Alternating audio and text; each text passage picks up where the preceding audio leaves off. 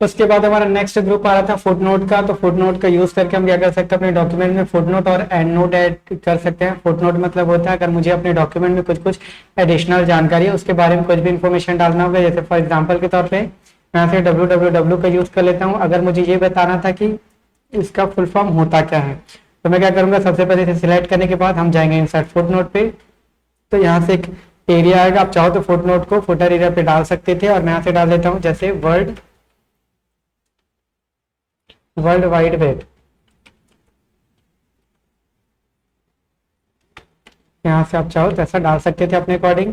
जैसे मैं आता हूँ अपने वापस से फुटर एरिया पे, तो यहाँ जाने के बाद आप उसे शो भी करा सकते हो। वैसे ही आपका होता है एंड नोट, तो फुट नोट होता है आपके फुटर एरिया पे। तो नाम से ही पता चल रहा था कि एंड नोट का यूज जो है हम सबसे एंड पे यानी पेज के लास्ट पे ऐड करेंगे। जैसे अगर मुझे यहाँ पे लिखना था एमयू का फुल फॉर्म, तो मुझे अगर यहाँ से एमयू का फुल फॉर्म देना था तो हम सबसे पहले इसे सिलेक्ट कर लेते हैं, वापस से जाएंगे हम एंड नोट पे, और यहाँ से हम दे सकते हैं कि इसका फुल फॉर्म होता है मेमोरी यूनिट, है ना। तो आप चाहो तो अपने हिसाब से फुट नोट और एंड नोट भी दे सकते थे। अगर मुझे जंप कराना होगा तो आप यहाँ से जंप भी करा सकते हो, जैसे मुझे प्रीवियस के फुट नोट में जाना था, या फिर यहाँ जाने के बाद मुझे जो है एंड नोट पे जाना था, तो हम जो है नेक्स्ट एंड नोट, तो यहाँ पे क्लिक करके आप जंप भी करा सकते हो, या शो नोट्स एरिया पे क्लिक करके आप एरिया को भी देख सकते थे। जैसे फुट नोट एरिया पे आ गए, वैसे अगर मुझे एंड नोट एरिया पे जाना होगा तो आप एंड नोट एरिया पे भी जाके जंप करा सकते हो।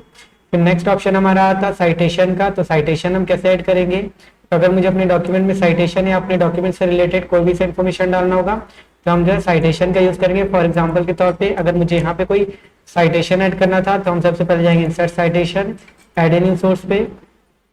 ऐड ए न्यू सोर्स में जाने के बाद आप जो अपने डॉक्यूमेंट का टाइप दे सकते हो कि बुक था कि बुक सेक्शन या रिपोर्ट, आप किस तरीके का डॉक्यूमेंट तैयार कर रहे थे। फॉर एग्जाम्पल के तौर पे अगर आप जो है कोई फिल्म से रिलेटेड करते हो तो आपको फिल्म से रिलेटेड डिटेल दिखाएगा, है ना। अगर मान लो आप कोई अदर चीजें देते हो तो ये दिखा सकते हैं। जैसे अगर मैं ये फिल्म का स्क्रिप्ट बनाना था तो हम मूवी का डिटेल भी डाल सकते थे। फॉर एग्जाम्पल के तौर पे मैं टाइटल में जाने के बाद यहाँ से जो है स्पाइडरमैन का एक मूवी बना लेता हूँ यहाँ से, और डायरेक्टर का नाम मैं डाल देता हूँ। तो आप चाहो तो यहाँ से भी डाल सकते हो, या एडिट में क्लिक करने के बाद आप यहाँ से भी फर्स्ट नेम और लास्ट नेम मिडिल नेम यहाँ से दे सकते थे।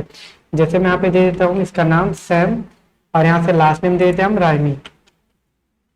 डायरेक्टर का नाम हम जो है सैम रायमी डाल देते हैं। आप चाहो तो और भी कई सारे डायरेक्टर्स का नाम डाल सकते थे।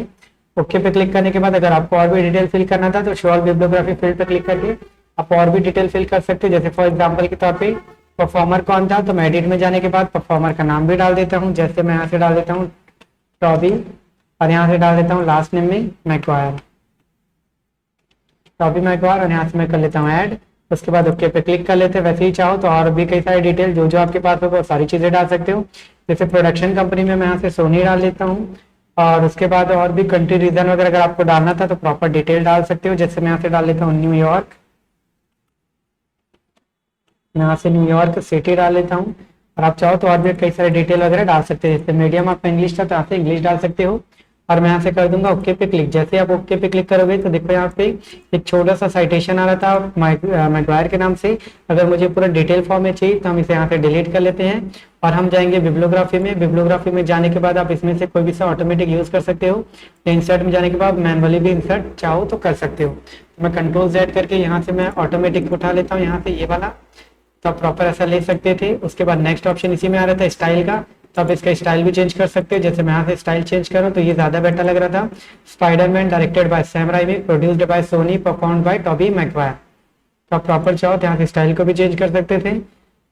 नेक्स्ट आ रहा था मैनेज सोर्स। अगर मुझे इसमें एडिट चेंजेस या डिलीट करना होगा तो मैनेज सोर्स में जाने के बाद हम यहाँ से भी कर सकते हैं। यहाँ पे दो ऑप्शन आ रहा था मास्टर लिस्ट, और एक आ रहा था आपका करंट लिस्ट। करंट लिस्ट क्या होगा, जो आपने ऐड करके रखा था। अगर मुझे किसी फाइल को ऐड करना होगा तो हम करंट लिस्ट में लेते आएंगे। कहाँ से, तो हम यहाँ से कर सकते हैं। अगर मैं यहाँ से डिलीट करता हूँ तो टेम्परेरी डिलीट होगा, लेकिन अगर यहाँ से डिलीट करते हो तो ये परमानेंटली डिलीट हो जाएगा। तो मैं इसे वापस से कॉपी करके करंट लिस्ट में ले आता हूँ। अब चाहो इसमें चेंजेस करो चाहे इसमें, तो हम दोनों में ही चेंजेस कर सकते हैं। यहाँ जाने के बाद मैं यहाँ से कुछ डिटेल, जैसे ईयर दिया था तो हमने ईयर डालना भूल गए थे, तो मैं यहाँ से ईयर डाल देता हूँ 2007 में डाल देता हूँ, और ओके पे क्लिक कर लेते हैं। जैसे मैंने ओके पे क्लिक किया तो ये पूछ रहा था अपडेट करना है कि नहीं, तो मुझे करना था तो मैं यस कर लूंगा। जैसे मैं क्लोज पे क्लिक करूंगा तो देखो यहाँ पे अभी डेट का आया नहीं था, लेकिन हम क्या करेंगे यहाँ से अपडेट कर लेंगे। जैसे मैंने अपडेट पे क्लिक किया तो यहाँ पे 2007 भी ऐड हो चुका है।